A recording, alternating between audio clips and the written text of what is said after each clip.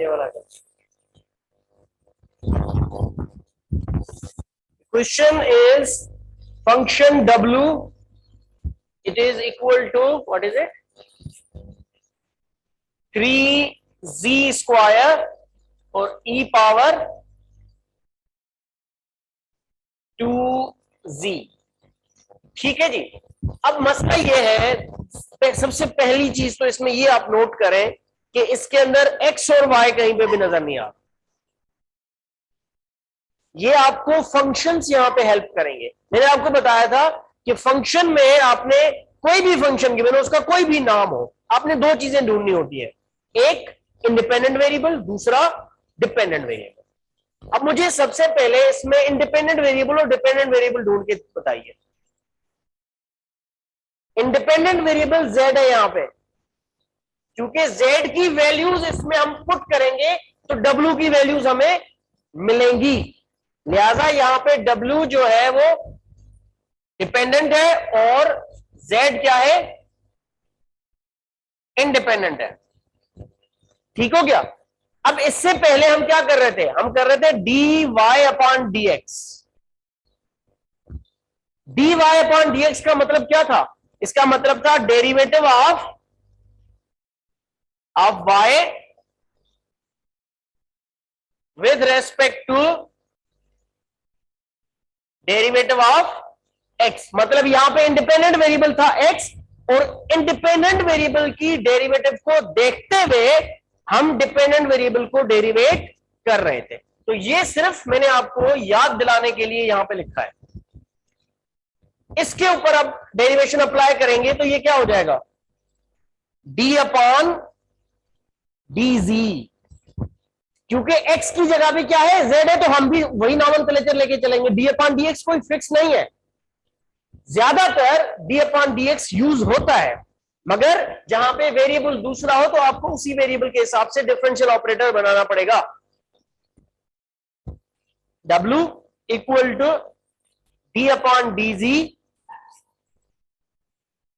3z square e power 2। अब आप यहां पे नोट करें तो दो चीजें आपस में मल्टीप्लाई हुई है, एक ये है और दूसरा ये है। सो इसको हम u कंसीडर करेंगे और इसको v कंसीडर करेंगे। तो यहां पे प्रोडक्ट रूल अप्लाई होगा, और प्रोडक्ट रूल में हमने कहा था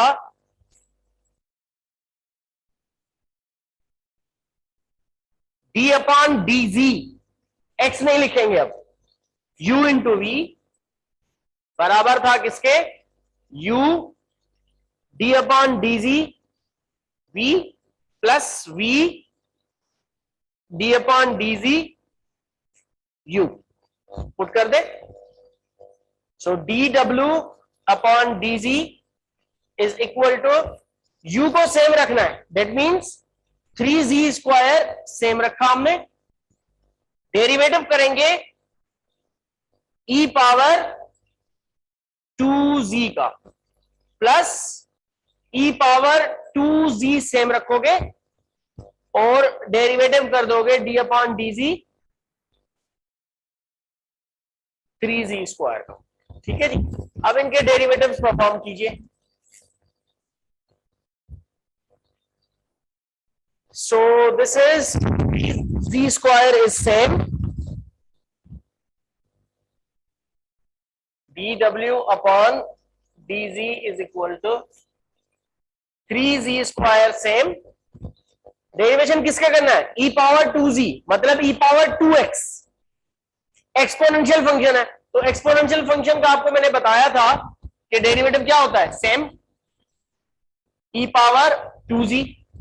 मगर याद रखें, अभी आज की क्लास में भी मैंने बताया था कि एक्सपोनेंशियल फंक्शन का खुद का डेरिवेटिव करने के बाद उसके पावर का डेरिवेटिव करते हैं हम।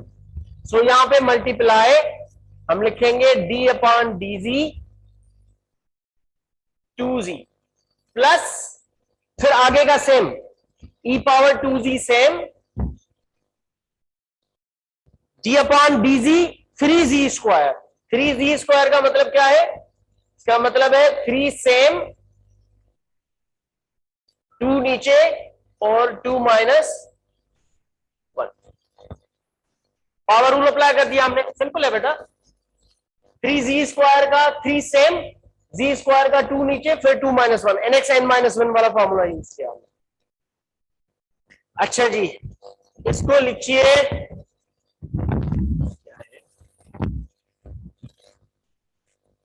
dw upon dz is equal to 3z² e power 2z same, 2z का डेरिवेटिव क्या होगा 2, क्योंकि z का derivative with respect to z क्या हो जाएगा 1।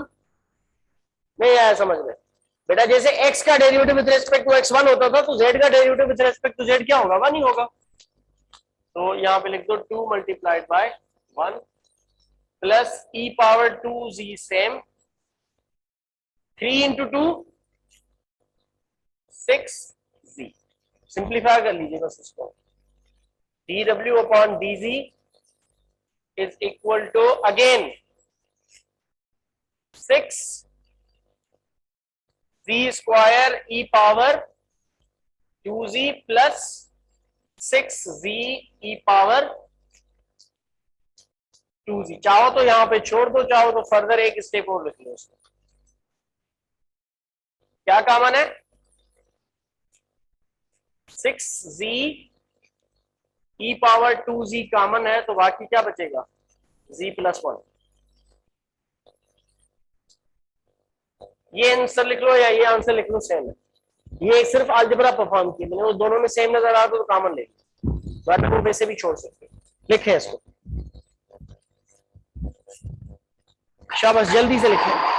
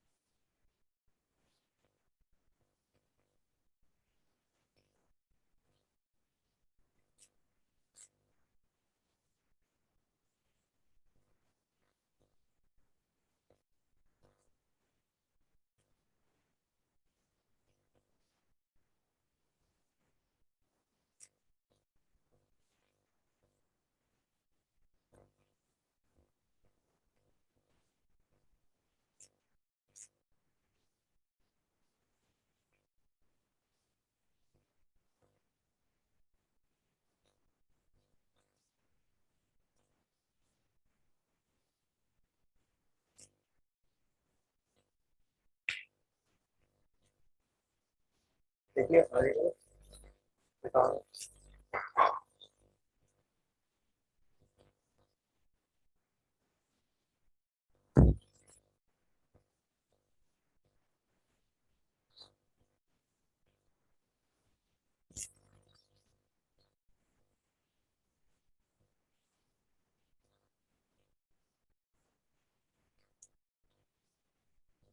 यार एक मार्कर पकड़ के लगा, ये खत्म हो गया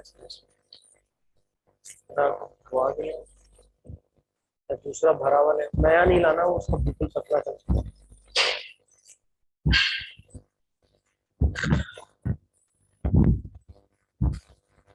ऑलराइट जी,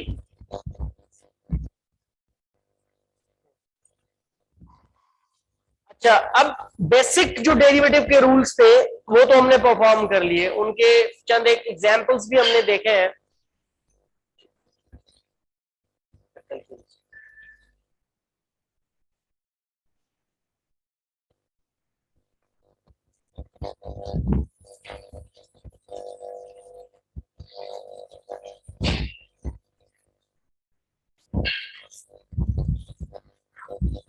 अच्छा जी, सो जो फंडामेंटल रूल्स थे उनको हमने अप्लाई कर लिया, उनका रूल्स क्या होते हैं वो भी देख लिया, उसके अलावा हमने उनके चंद एक एग्जांपल्स भी देख लिए। अब कुछ असाइनमेंट के तौर पे मैं आपको क्वेश्चंस दूंगा, उसमें आपको फर्दर ये परफॉर्म करेंगे आप लोग, तो आपको फर्दर चीजें ये समझ आएंगी। अभी ये चीज खत्म नहीं हुई है डेरिवेटिव, तो ये जो रूल्स हमने पढ़े थे ये आगे अभी जितनी भी चीजें हम कर रहे होंगे उन सब में ये अप्लाई होते रहेंगे, मगर सिर्फ चेंज आता रहेगा, नए नए फंक्शंस के ऊपर ये रूल्स अप्लाई होंगे। जो 7 रूल्स मैंने आपको बेटा बताए हैं, ये 7 रूल्स हर चीज के ऊपर अप्लाई होंगे, चाहे डिफरेंट फंक्शंस कोई भी आ जाए। मैंने आपको कहा था कि हम ट्रिग्नोमेट्रिक फंक्शंस की बात करेंगे, हम एक्सपोनेंशियल फंक्शन की तो बात कर ही चुके हैं, फिर इनवर्स फंक्शंस आते हैं, इसी तरह से हमारे पास लॉगरिथम फंक्शंस आएंगे, इन सबकी डेरिवेटिव की बात करने वाले हैं। मगर हम स्टार्ट करते हैं सबसे पहले ट्रिग्नोमेट्रिक फंक्शन से, तो हम हेडिंग देते हैं डेरिवेटिव ऑफ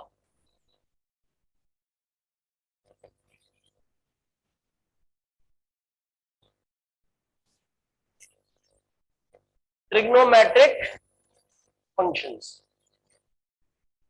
अब ट्रिग्नोमेट्रिक फंक्शंस कौन से हैं? टोटल 6 है, देयर आर 6 ट्रिग्नोमेट्रिक फंक्शंस। अब मुझे ये बात यहाँ पे बताना बड़ा जरूरी है कि स्टूडेंट्स आगे जाके जैसे जैसे डेरिवेटिव आगे चलता जाता है स्टूडेंट्स इसमें कंफ्यूज होते रहते हैं। मुझे एक बात आप यहाँ पे बता दें कि ये जो 7 रूल्स मैंने आपको पढ़ाए और जो चंद एक एग्जाम्पल सॉल्व करवाए, इसमें कहीं से भी डेरिवेटिव आपको मुश्किल लगा है? अभी तक नहीं लगा होगा। रीजन क्यों? क्योंकि इसमें सिंपल अलजेब्रा यूज हो रहा है। आगे जाके ये कॉम्प्लिकेट हो जाता है सिर्फ इस वजह से कि लोगों के पास जब ट्रांसीडेंटल फंक्शंस आते हैं, अलजेब्रिक फंक्शन, ट्रिग्नोमेट्रिक फंक्शन और एक्सपोनेंशियल फंक्शन की जब खिचड़ी बनती है आपस में, तो लोग परेशान हो जाते हैं अब क्या होगा। डेरिवेशन के बुनियादी रूल वही होंगे, सिर्फ आपको आइडेंटिफाई करना है कि कौन सा फंक्शन है, उसका फार्मूला क्या है। और अगर मल्टीपल फंक्शंस आपस में आए हुए हैं तो कहीं पे प्रोडक्ट रूल अप्लाई हो रहा है, क्वोशिएंट रूल अप्लाई हो रहा है, या पावर रूल अप्लाई हो रहा है, या कौन सा रूल अप्लाई हो रहा है, या एक्चुअल फंक्शन है तो उसका डेरिवेटिव का फार्मूला अप्लाई हो रहा है। जैसे एक्सपोनेंशियल फंक्शन है तो उसका डेरिवेटिव अपनी तरफ से होगा। अब वो एक्सपोनेंशियल फंक्शन किसी दूसरे फंक्शन के साथ है तो उसके साथ फिर उसका रूल, प्रोडक्ट रूल या सम रूल अप्लाई करना पड़ेगा, जैसे प्रीवियस एग्जांपल में हमने किया था। तो इस चीज को ज़हन में बिठा लो कि डेरिवेटिव बजाते खुद इतना कॉम्प्लिकेटेड नहीं है जितना वो मल्टीपल फंक्शंस एक साथ आते हैं तो हमें देखने में आती है। वही स्क्रैच से आप उसको देखेंगे तो आपको आसानी से पता चल जाएगा कि नहीं ये सेम चीज है, कोई डिफरेंट नहीं है। चले अब सबसे पहले ट्रिग्नोमेट्रिक फंक्शंस की बात कर लेते हैं। आपको पता होना चाहिए कि ट्रिग्नोमेट्रिक फंक्शंस में एक फंक्शन है F of x is equal to sine X, ठीक है जी। इसी तरह से इसके अंदर दूसरा फंक्शन है F of x is equal to cos X, ठीक है। अब ये दो बुनियादी फंक्शंस हैं, इन दो फंक्शंस को मिला के दीगर जो 4 फंक्शंस हैं वो बनते हैं। ये दो फंक्शंस खुद कहां से आते हैं, ये मैं थोड़ा सा आपको टचअप दे चुका हूं फंक्शंस वाले चैप्टर में, जहां मैंने आपको बताया था कि साइन और कॉस बनते हैं राइट एंगल ट्राइंगल से, परपेंडिकुलर अपॉन हाइपोटेन्यूज और base upon hypotenuse. For example आपके पास एक ट्राइंगल है, राइट एंगल ट्राइंगल कौन सा होता है? जिसमें एक एंगल 90 डिग्रीज का हो, ये राइट एंगल ट्राइंगल है, ठीक है जी। इसके अंदर हम इसको बेस कंसीडर करते हैं, इसको परपेंडिकुलर कंसीडर करते हैं। एडजेसेंट साइड और अपोजिट साइड की बात करते हैं। एंगल थीटा कंसीडर करते हैं, इस थीटा का एडजेसेंट साइड जो इसके साथ वाला है, एडजेसेंट कहते हैं साथ वाले साइड को, एडजेसेंट साइड को बेस कहते हैं और इसके अपोजिट साइड को परपेंडिकुलर कहते हैं। और जो लार्जर साइड होता है, साइज में जो बड़ा होता है, उसको हम क्या कहते हैं, हाइपोटेन्यूज कहते हैं। और इसके ऊपर पाइथागोरस थ्योरम अप्लाई होता है, और पाइथागोरस थ्योरम कहता है कि हाइपोटेन्यूज का होल स्क्वायर बराबर होता है perpendicular square plus base square के। मतलब यह है कि अगर बेस की वैल्यू है 3 मीटर्स और परपेंडिकुलर की वैल्यू है 2 मीटर्स, तो हाइपोटेन्यूज कैसे फाइंड करोगे? हाइपोटेन्यूज बराबर हो जाएगा 2 square plus 3 square, that is 4 plus 9, that is 13, और हाइपोटेन्यूज हो जाएगा √13 के बराबर। मतलब इसकी वैल्यू क्या हो जाएगी फिर? √13। √13 को अगर आप निकालने जाओगे कैलकुलेटर से तो 3 पॉइंट समथिंग मिल जाएगा। तो ये देखो, ये 3, ये 2, ये 3 पॉइंट समथिंग, मतलब लार्जर देन 3, तो ये लार्जर साइड हो गया। अब इसी के अंदर रहते हुए अगर मैं ऐसे ही इनमें से 2 साइड्स का रेशियो बना लूं, ऐसे ही मैं फारिग बैठा हूं, मैं कुछ ना कुछ कर देता हूं यहां पे, मैं कहता हूं यार ये जो परपेंडिकुलर है ना और ये हाइपोटेन्यूज है, मैं इन दोनों को डिवाइड कर देता हूं। मैं कहता हूं परपेंडिकुलर अपॉन हाइपोटेन्यूज, ऐसे ही। तो ये क्या किसके बराबर हो जाएगा? ये हो जाएगा 2 अपॉन √13। ये जो वैल्यू है ना बेटा, ये बराबर होता है किसके? साइन थीटा के, ये वाला थीटा। तो परपेंडिकुलर अपॉन हाइपोटेन्यूज किसके बराबर हो गया? साइन थीटा के। अब इसमें से थीटा निकालेंगे तो कैसे निकलेगा? थीटा बराबर हो जाएगा साइन इनवर्स 2 अपॉन √13। 2 अपॉन √13 का जब आप इनवर्स निकालोगे साइन इनवर्स कैलकुलेटर से, तो आपको ये वाले एंगल की वैल्यू मिल जाएगी।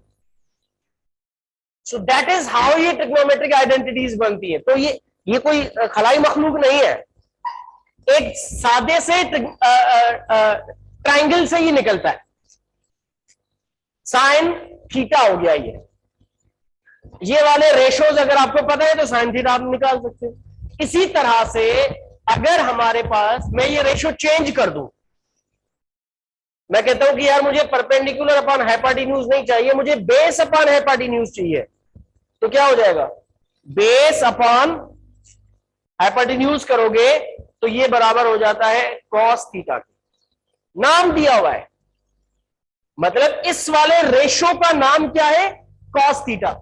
इस तरह के रेशो का नाम क्या है? Sine theta. नाम है, कुछ भी नहीं है। सो साइन थीटा क्या है? It's a ratio of perpendicular to hypotenuse. Cos theta क्या है? It's again a ratio, division एक किस्म का। किसका? ट्राइंगल के 2 साइड्स का। अगर यहां पे आपके सामने ट्राइंगल है, उस ट्राइंगल की कोई भी 2 साइड्स का मैं रेशियो बना लूं और उसका कोई भी नाम दे दूं, दे सकता हूं ना।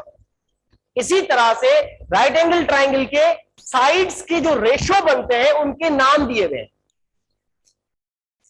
परपेंडिकुलर अपॉन हाइपोटेन्यूज को साइन का नाम दिया हुआ है, बेस अपॉन हाइपोटेन्यूज को कॉस का नाम दिया हुआ है। आई बात समझ में? तो अगेन यहां पे आप बेस क्या है आपके पास? 3 upon √13 is equal to cos theta. यहां से अगर थीटा चाहिए, एंगल चाहिए, कॉस थीटा तो पूरा रेशियो है ना, अगर सिर्फ एंगल चाहिए डिग्रीज में तो कॉस को उस तरफ ले जाएंगे, उस तरफ ले जाएंगे तो 1 अपॉन कॉस हो जाएगा। 1 अपॉन कॉस का मतलब क्या होता है? Cos inverse. तो ये हो जाएगा theta equal to cos inverse 3 upon √13। इस तरह से रेशो खुद भी मालूम हो सकता है और एंगल भी मालूम हो सकता है। अगर कोई साइड नहीं गिवन और एंगल गिवन है तो वो भी मालूम हो सकता है। ट्रिग्नोमेट्री जो बेसिक आप पढ़ते हो तो उसके अंदर 6 चीजें होती हैं एक ट्राइंगल के अंदर, 3 एंगल्स और 3 साइड्स। ये 3 साइड हो गए, एक एंगल, दूसरा एंगल और ये तीसरा एंगल। इसमें से कुछ चीजें गिवन होती है, कुछ मालूम करनी होती है। तो ये इन्हीं फार्मूलाज की मदद से, ये फार्मूलाज की मदद से यूज होते हैं। वेरी मल्टीपल ट्राइंगल्स होते हैं, आइसोसेलेस होता है, इक्विलेटरल ट्राइंगल होता है, इसी तरह से राइट एंगल ट्राइंगल होता है। वो ट्रिग्नोमेट्री का मामला है। मैं सिर्फ इस चीज को इस वक्त यहां पे इसलिए लेके आया हूं क्योंकि मुझे पता है स्टूडेंट्स के लिए ये एलियंस है स्टूडेंट्स के लिए, ये इनको लगता है ये पता नहीं कहां से आए हैं, तो ये भाई यहां से निकले। यहां तक बात समझ आ गई?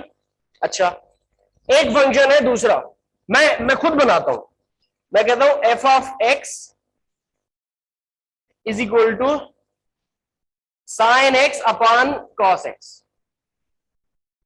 Forget about tan X. मैंने क्या किया, F of x is equal to sine X upon cos X कर दिया। इसी तरह से मैं करता हूं F of x is equal to cos X upon sine X. इसी तरह से मैं करता हूं F of x is equal to 1 upon cos X कर लेते हैं पहले, फिर मैं कर लेता हूं F of x is equal to 1 upon sine x. आई बात समझ में? अब ये दो ओरिजिनल फंक्शंस है, इन दो फंक्शंस से मैंने 4 दीगर फंक्शन बनाए हुए, चेंज है वो। जब साइन को कॉस से डिवाइड करते हैं तो क्या बनता है, 10x। क्या बनता है, 10x। इसी तरह से अगर कॉस को साइन से बनाते हैं तो ये उल्टा हो जाता है। ये क्या है, 1 अपॉन टेंजेंट एक्स है, जो कि बराबर होता है किसके, कॉट एक्स के। अच्छा, यहां पे x तो मैं यूज कर रहा हूं ना इंडिपेंडेंट वेरिएबल के तौर पे, x और एफ ऑफ एक्स। आप चाहो तो थीटा यूज कर लो, कोई फर्क नहीं पड़ता। इस एंगल का नाम यहां पे थीटा दिया हुआ है, मैं x दे देता हूं, मुझे कोई मना करेगा क्या? मेरी मर्जी है। मैं x के बजाय और थीटा के बजाय यहां पे t यूज कर लेता हूं, w यूज कर लेता हूं, u यूज कर लेता हूं, v यूज कर लेता हूं, डजंट मैटर। मैटर क्या करता है कि जो भी इस रेशो के साथ आएगा वो उसका एंगल है। क्या है, उसका एंगल है वो। जैसे थीटा एंगल है इसी तरह से x भी एंगल है, इसी तरह से t भी एंगल होगा। क्लियर? तो साइन, कॉस, टेंजेंट और कोटेंजेंट। कॉट को हम क्या कहते हैं, कोटेंजेंट कहते हैं। इसी तरह से 1 अपॉन कॉस का मतलब होता है सीकेंट, सेक एक्स। इसी तरह से 1 अपॉन साइन का मतलब होता है कोसीकेंट एक्स। तो ये 6 फंक्शन बन गए, 1 2 3 4 5 और 6 ट्रिग्नोमेट्रिक फंक्शंस है। इन 6 के डिफरेंट नाम है। आप यहां से निकालना चाहो 6 के 6 यहां से भी निकलेंगे। ये 6 के 6 सारे के सारे इन्हीं के रेशोज हैं। बात समझ आ रही है? करके छोड़ना है, 12 बजे क्लास साफ हो जाएगी। बंद करो इसको। कौन है देखो उसको, रिमूव वो अटेंडेंस भी आएगी ना, तो यहाँ पे वो रिमूव करो, निकाल के भेज दे जो बोर्ड में लिखा हुआ है। रिमूव सेकंड वो तो वहीं मैं कर सकता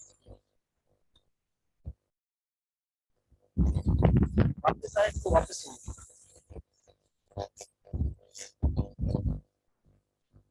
ठीक है जी, यहां तक बात समझ में आ गई है?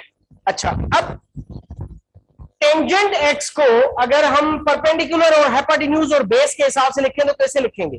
साइन का मतलब होता है परपेंडिकुलर अपॉन हाइपोटेन्यूज, कॉस का मतलब होता है बेस अपॉन हाइपोटेन्यूज। तो हाइपोटेन्यूज में कैंसिल हो जाएगा, बाकी क्या बचेगा, परपेंडिकुलर अपॉन बेस बराबर हो जाएगा टेंजेंट के।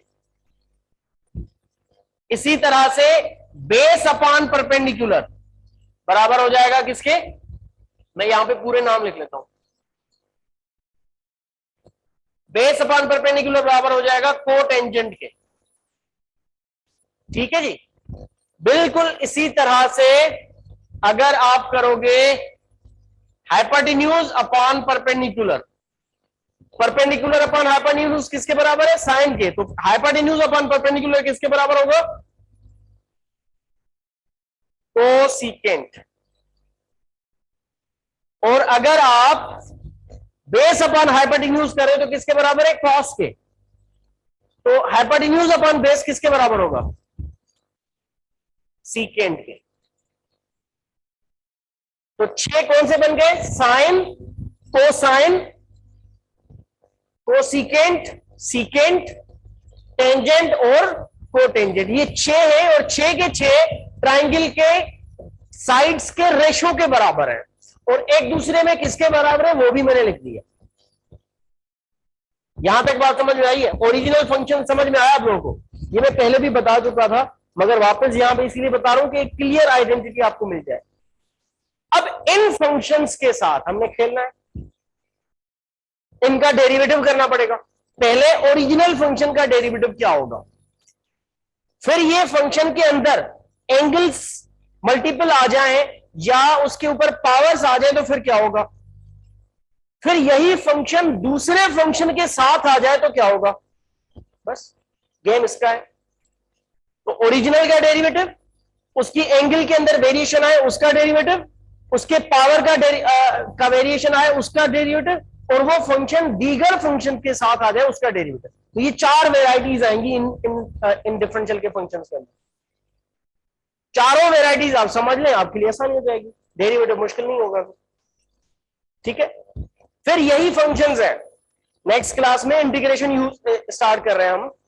तो यही फंक्शंस हैं जिनका हमें इंटीग्रेशन करना है। सिंपल, डेरिवेशन का इनवर्स है इंटीग्रेशन। अगर हमें मसला कहां होता है, मैं बार बार इसके ऊपर क्यों फोकस कर रहा हूं और क्यों जोर दे रहा हूं, इज बिकॉज कि डेरिवेशन और इंटीग्रेशन खुद इतने मुश्किल नहीं है। हमें मसला होता है, मैंने ये नोटिस किया है, ज्यादातर स्टूडेंट्स फंसते हैं ओरिजिनल फंक्शन में। एक बंदे को आप पहचानते ही नहीं हो तो उसके साथ काम कैसे करोगे?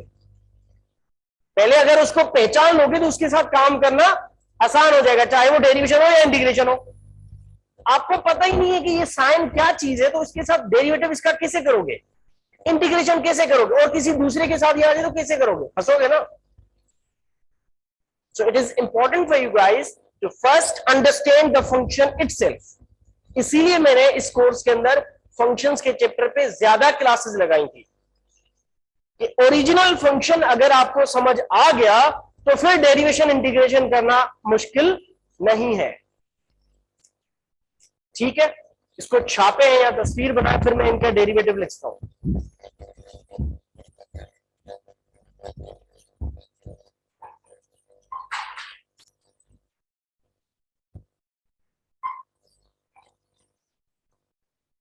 इनके नाम भी याद कर लेना, ओरिजिनल नाम जो लिखे हैं, टेंजेंट, को टेंजेंट, फुल नाम लिखे हैं मैंने, साइन, कोसाइन, कोसिकेंट, सीकेंट।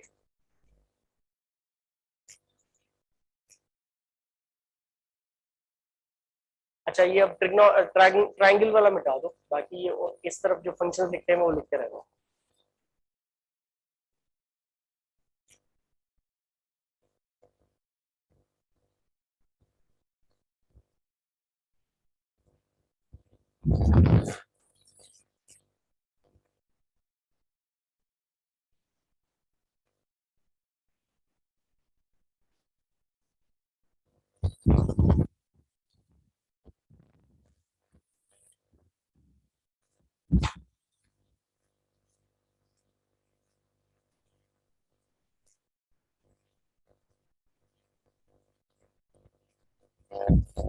अच्छा जी, अब चलते हैं इन फंक्शंस के डेरिवेटिव्स की तरफ। मैं आपको एक बात बता दूं, हमने एक फार्मूला किया था डेरिवेटिव का, जो मैं ये डिफरेंशियल के रूल्स लिखवा रहा हूं, इससे पहले मैंने लिमिट के फार्मूला के थ्रू डेरिवेशन निकलवाया था, आपको याद है? वो फार्मूला क्या था? लिमिट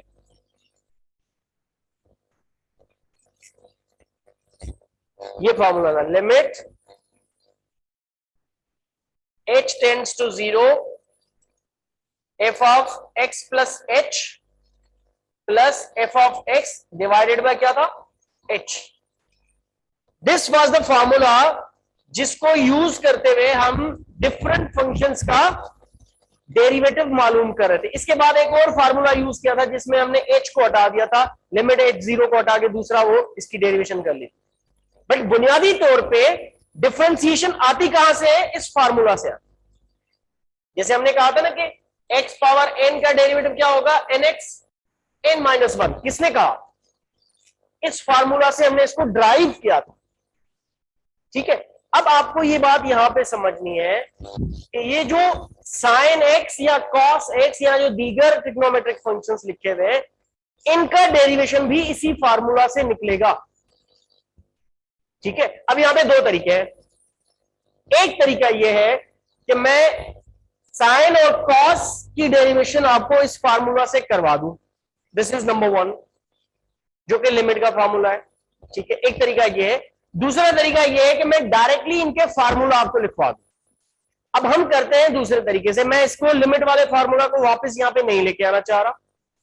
लिमिट का फार्मूला ये सॉल्व हुआ है, पेज नंबर बताना बेटा इसका, बुक के ऊपर इसका पेज नंबर बताओ, इसी चीज का। दिस इज 155, साइन का डेरिवेटिव हुआ है पेज नंबर 155 पे, जो कि प्रॉपर लिमिट वाले फार्मूला से इन्होंने सॉल्व किया। आप सिर्फ एक नजर उसको देख लीजिएगा। मैं इसको कोशिश करूंगा कि असाइनमेंट के अंदर ये वाला क्वेश्चन ऐड कर दूं, एग्जाम्पल के तौर पे सॉल्व हुआ है, आप सिर्फ उसको देखेंगे आपको समझ आ जाएगा, क्योंकि ये हम पहले कर चुके हैं। ठीक है जी। अब ये बैकग्राउंड बताने के बाद आपको पता चल गया कि बैकग्राउंड क्या है, इन फार्मूलाज कहां से इनके डेवलप होते हैं, लिमिट वाले फार्मूला से। मैं यहां पे लिखवा देता हूं। अब सबसे पहले हम कहते हैं d/dx sin x, डेरिवेटिव किसका भैया, sin x का। क्या डेरिवेटिव होगा इसका, cos x। अब ये मजे की बात हो गई सर, मतलब एक को डेरिवेट करो तो दूसरा मिल रहा है। साइन और कॉस किस तरह से एक दूसरे से रिलेटेड है, साइन को डेरिवेट करो तो क्या मिल रहा है, कॉस मिल रहा है। इसी तरह से अगर आप कॉस को डेरिवेट करोगे d/dx, कॉस x करोगे तो आपको मिलेगा साइन x, मगर माइनस के साथ। ठीक है, बात समझ आई। इसी तरह से दीगर फंक्शंस का भी डेरिवेटिव है, इसको आगे लेके चलना।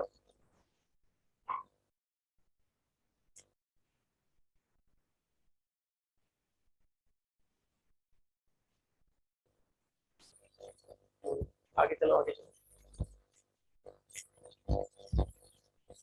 हुए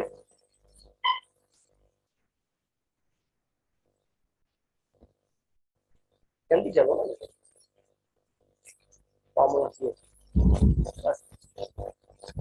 कॉस एक्स का डेरिवेटिव क्या है, माइनस साइन एक्स। कहां से निकला, इस लिमिट वाले फार्मूला से निकला।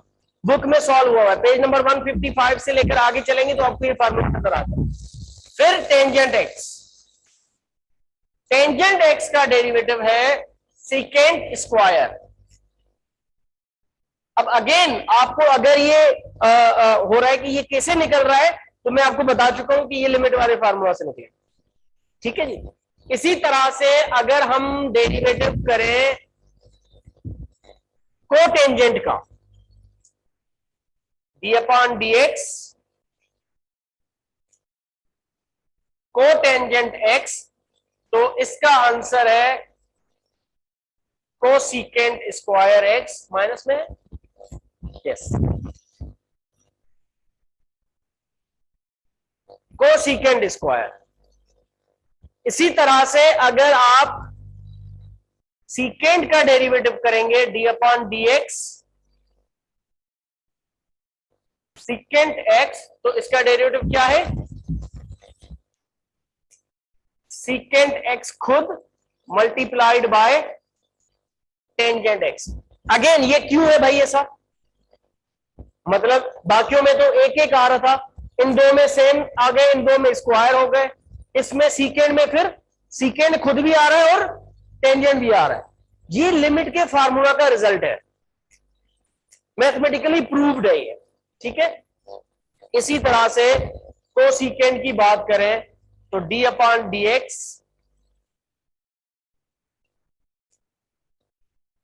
कोसीकेंट स्क्वायर, कोसीकेंट x का डेरिवेटिव होगा कोसेक और कॉट, माइनस कोसेक x और कॉट। तो देखें इनके अंदर, आपको मैं यूं कह दूं कि रट्टा लगाने के लिए, याद करने के लिए, क्योंकि ये फार्मूला आपको मैं कोशिश करूंगा कि पेपर के अंदर ये आपको अवेलेबल होंगे, ये वाली टेबल, मगर फिर भी आपको ज़हन में होने चाहिए। ठीक है, ठीक है जी। देखिए साइन और कॉस का डेरिवेटिव, एक दूसरे से रिलेटेड है, एक का साइन है दूसरे का, एक का कॉस है दूसरे का माइनस साइन है। टेंजेंट और कोटेंजेंट एक दूसरे के साथ रिलेटेड है। टेंजेंट का है सीकेंट स्क्वायर और कोट का है,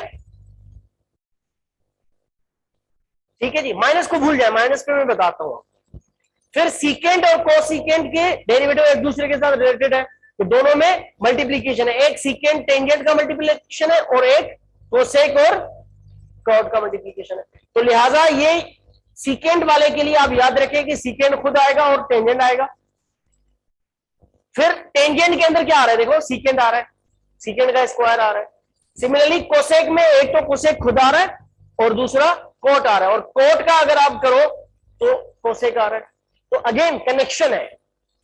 साथ में माइनस कैसे याद करना है, देखिए इन तीनों में माइनस है और ये तीनों किसके साथ शुरू हो रहे हैं, सी के साथ। जो ट्रिग्नोमेट्रिक रेशियोज सी के साथ स्टार्ट होंगे उनका डेरिवेटिव क्या होगा, माइनस। कॉस का सी से शुरू हो रहा है माइनस, कॉट सी से शुरू हो रहा है माइनस, कोसेक सी से शुरू हो रहा है माइनस। दीगर जो है वो पॉजिटिव होंगे, तीन पॉजिटिव है तीन नेगेटिव है, ये भी इसके अंदर एक कनेक्टिविटी है। क्यों, क्योंकि देखिए ये अल्टीमेटली सारे एक दूसरे के साथ रिलेटेड है। ये फार्मूलाज को यूज करते हुए इन सबको एक दूसरे के हिसाब से लिखा जा सकता है। बात समझ आई? लिहाजा this is the derivative of trigonometric functions. ये बहुत इंपॉर्टेंट है as far as calculus is concern. तो ये वाला जो टेबल मैंने आपको डेवलप करके दिया है, अगर इसकी अंडरस्टैंडिंग आपको आ गई तो इनके साथ जो 7 रूल्स मैंने लिखवाए प्रीवियस, उनको मिला दो तो आपका 60 to 70% डेरिवेटिव यहां पे क्लियर होगी। क्योंकि अब ये फंक्शंस की डेरिवेटिव क्या होगी, या तो इसका एंगल चेंज होगा, या इसका पावर चेंज होगा, या ये किसी के साथ आएगा। ये इनकी मैंने 4 चीजें बताई थी ना, ये खुद की डेरिवेटिव ही आ गई। दूसरा कॉम्बिनेशन इसका क्या हो सकता है कि ये आ जाए sin 3x, sin x के बजाय क्या है sin 3x। क्या करेंगे, पहले sin का खुद का डेरिवेटिव जैसे e पावर 2x का करते थे, फिर इसके एंगल का डेरिवेटिव, तो ये हो जाएगा sin